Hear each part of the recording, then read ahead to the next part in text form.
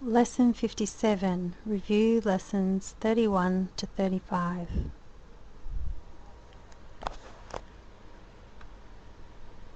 So we continue on today, the beautiful section from the text showing us the difference between imprisonment and freedom,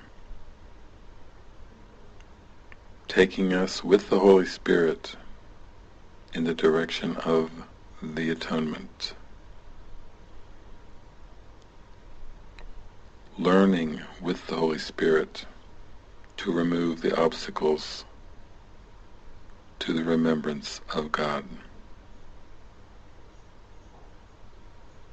telling the difference between the two teachers in the mind, the Holy Spirit, who teaches to free the mind,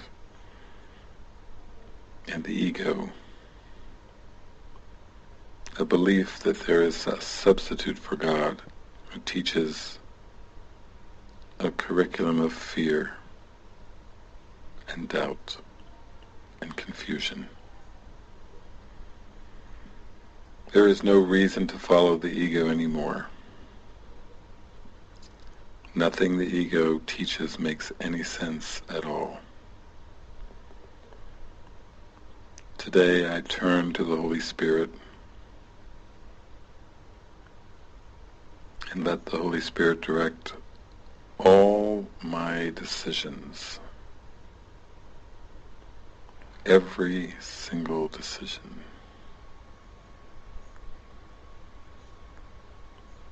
I remember that learning is joyful if it leads me along my natural path and facilitates the development of what I am and what I have always had. I cannot go against my natural desire to awaken. I will find no value in the ego, in its defenses and distractions.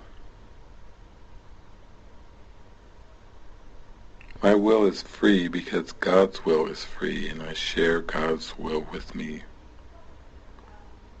I was created by God. My happiness, my will, my joy are all the same.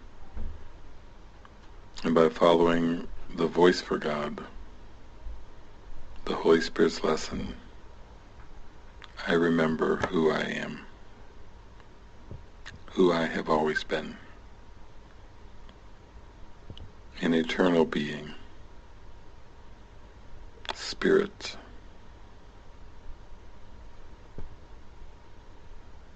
So today we follow up that the Holy Spirit knows the difference between pain and joy.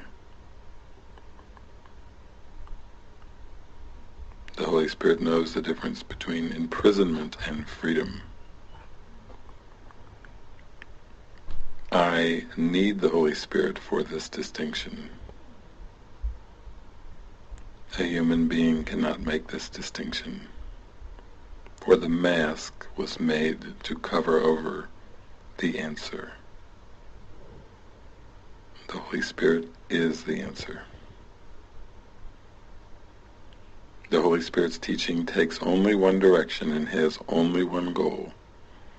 His direction is freedom, and his goal is God.